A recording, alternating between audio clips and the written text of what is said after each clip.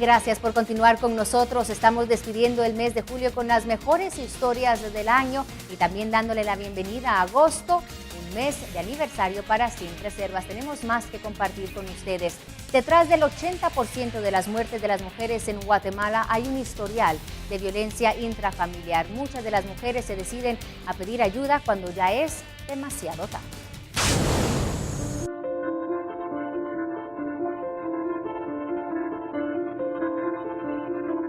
Mi nombre es Pedro, aquí están enterradas mi mamá y mi hermana y esta es mi historia.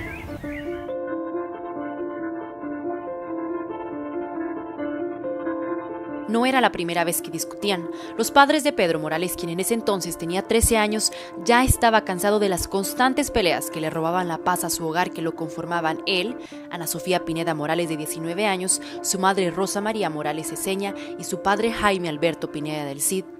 Hubo un día que mi papá se puso demasiado violento, ¿verdad? Y entonces mi hermana ya no aguantó. Entonces mi hermana llamó a la policía. Y vino la policía a traer a mi papá. Eso fue, me recuerdo que fue como a las 8 o 9 de la noche, ¿verdad? Yo regresando del colegio y todo, porque ese día que ahora había tenido partido. Entonces regresé y así. Y la cosa es de que cuando vino la policía, se lo llevaron. Tras pagar una fianza, Jaime Alberto Pineda del Cid, de 55 años, quien era el segundo esposo de Rosa María Morales y comerciante, salió libre al día siguiente. Entonces fuimos al juzgado y lo que la jueza, la verdad es que yo no sé por qué tienen esa jueza trabajando ahí, le dijo a mi mamá que lo mejor era que lo dejáramos libre, que no pusiéramos ninguna denuncia, porque luego solo los dejaban en la cárcel un ratito y luego salían más violentos todavía. Pero la violencia que acechaba a la familia Pineda se acrecentaba con los días. Episodios de muerte se acumulaban en la mente de este padre, quien en esta misma casa, en Balcones de San Cristóbal, dormía en este cuarto planeando el asesinato de su esposa. Se bajó y estaba así todo nervioso, ¿va? Entonces lo que hicimos, le cerramos la puerta con llave a mi mamá y a mi hermana, y con mi hermana nos quedamos en las gradas esperándolo, ¿verdad? Entonces escuchaba que la que abajo prendía y apagaba luces y entraba y abría gavetas, cerraba gavetas, hacía un montón de bulla, ¿verdad? Como que movía los cubiertos y así. Mi hermana nos quedamos así como que puchica, ¿no? El lunes 10 de diciembre de 2007, en el mismo hogar que los había abrigado por años, en cuestión de segundos se convirtió en la escena de un múltiple crimen.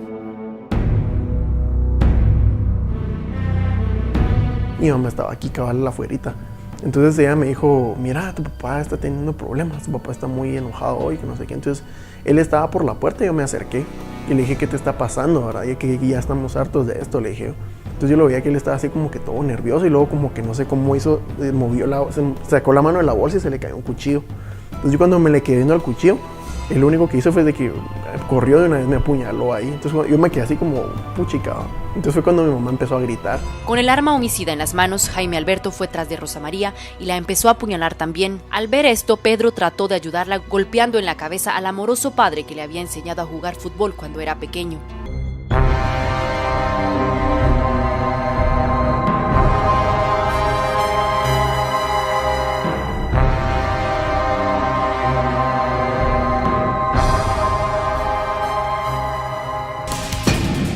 Y hablando de este caso, hablando de estos temas, a los 19 años, Pedro Morales es el único sobreviviente de la violencia intrafamiliar que mató a su madre y a su hermana mayor. Hoy nos cuenta su historia que parece el guión de una película de terror, pero que tuvo que vivir en carne propia.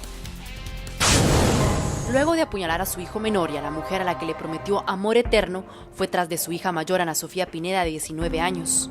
A mi hermana como una cuadra después la agarró, porque es que ella acababa como de pronto tanto nerviosismo se desmayó. Entonces cuando se desmayó en el suelo la llevó a apuñalar. Y la cosa es de que en todo eso yo estaba aquí tirado, ¿verdad? Y luego de eso solo me recuerdo que mi hermana me hablaba, me decía que no me durmiera y se iba corriendo y regresaba. Las ambulancias llegaron de inmediato para socorrer a las víctimas y mientras los doctores trataban de salvar la vida de los tres, Jaime Alberto era capturado en la zona 1 vendiendo bolsas de marihuana. El único sobreviviente de esta masacre fue Pedro, a quien los médicos le dijeron que quedaría cojo, pues su padre lo había acuchillado en el nervio ciático en una de sus piernas. Cuando me dijo eso dije, no, puchica, yo voy a caminar normal otra vez y voy a caminar y voy a caminar. Entonces en eso fue que, bueno, salí del hospital cabal un día antes de Navidad, otro doctor llegó y me dijo, mira, para que pases Navidad con tu familia y todo, andate, ¿verdad? La operación para recuperar del todo su andar era muy costosa, así que todos aquellos que amaban y conocían la historia de Pedro empezaron a recaudar fondos. Surgió esta oportunidad de que podíamos vender chocolates para recaudar el dinero, ¿verdad? Y para poder operarme. Entonces lo hicimos, ¿verdad? Hicimos un movimiento así masivo, ¿verdad? Así en el colegio todo el mundo vendiendo, mi familia todos vendiendo. Y ahí sentí un gran apoyo, la verdad, porque sí fue así como que una gran ayuda, ¿verdad? Y entonces ahí de eso, pues gracias a Dios se logró recaudar bastante, ¿verdad? Y así fue como Pedro viajó a Filadelfia, Estados Unidos, para operarse. Tras varios meses de terapia logró caminar. 6 años después de lo ocurrido, vive en la misma casa donde fueron acuchilladas su madre y su hermana, junto con su padrastro Gustavo Adolfo Méndez, quien lo adoptó como hijo propio. Pedro trabaja en un call center y estudia leyes en la universidad. Hoy en día aún tramita su cambio de nombre, que antes era Pedro Alberto Pineda Morales, por el de Pedro Morales Morales, pues no quiere saber nada del hombre que asesinó a su madre y a su hermana mayor. Se logró darle 125 años de cárcel, 50 años por mi mamá, 50 por mi hermana y 25 por el intento de asesinato mío. Entonces ahí fue un gran logro y fue como que un gran avance, ¿verdad? Para que nos diéramos cuenta de que realmente se puede hacer justicia, ¿verdad? Y de que, o sea, en sí eso también ayudó un poco como que para demostrar a la gente que sí se puede, o sea, que cuando hay violencia doméstica sí tienen que buscar ayuda y sí tienen que denunciar.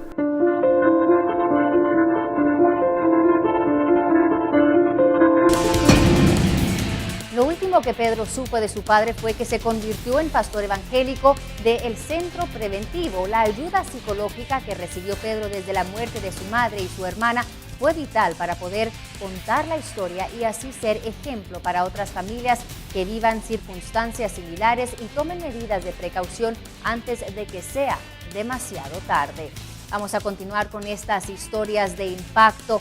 Viven en los laberintos de la memoria. Estas personas están en el San Juan de Dios y esperando por alguien. No saben quién y a menos que tengan suerte van a regresar con sus familiares. De lo contrario, tendrán que pasar el resto de sus vidas en el hospital.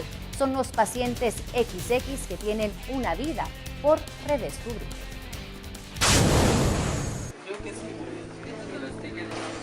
Atrapados, desorientados y aislados. Nadie sabe sobre sus vidas, sus familias o tan siquiera sus nombres. De hecho, muchos de ellos tampoco lo saben. Una sala de hospital se ha convertido en su mundo y los pacientes y doctores a su alrededor son sus únicos habitantes. Él es Eulalio, o al menos es el único nombre que recuerda.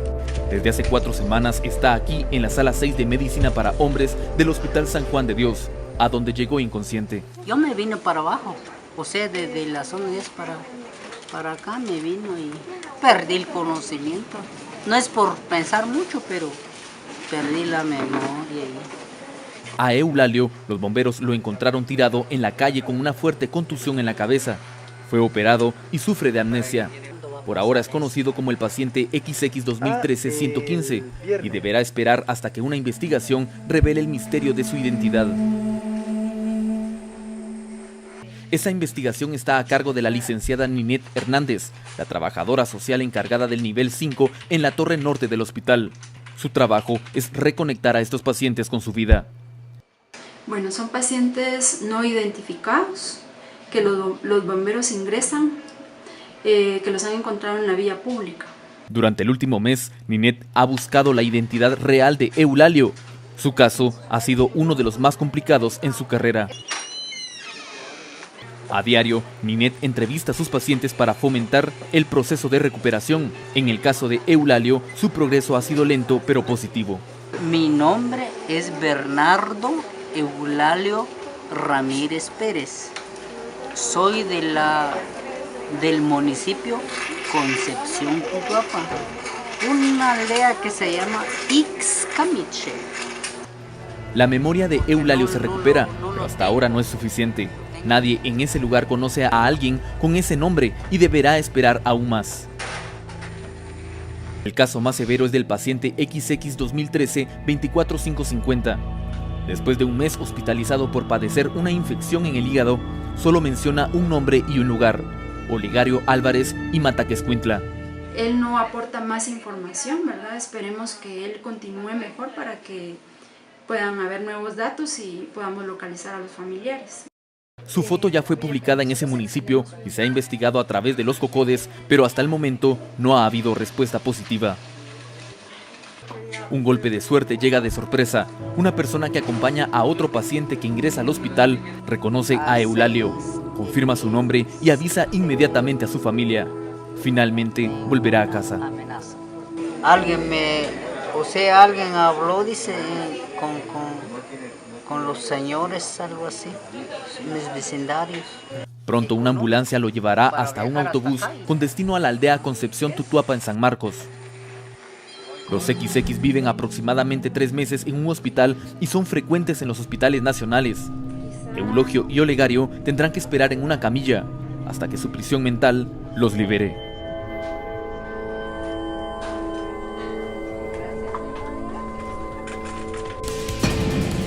Hay casos muy similares a los de los pacientes XX, pero se tratan de personas que son abandonadas por sus familias porque tienen una enfermedad terminal o porque son ancianos. Vamos nosotros a ir a otra pausa, pero recuerde que estamos de aniversario desde ya y vamos a volver con lo mejor de Sin Recetas. Un joven deportista y estudiante con una vida por delante encuentra de pronto un obstáculo de vida o muerte al descubrir que necesita el trasplante de un órgano vital. ¿Podrá vencer este reto? Lo contamos al regresar.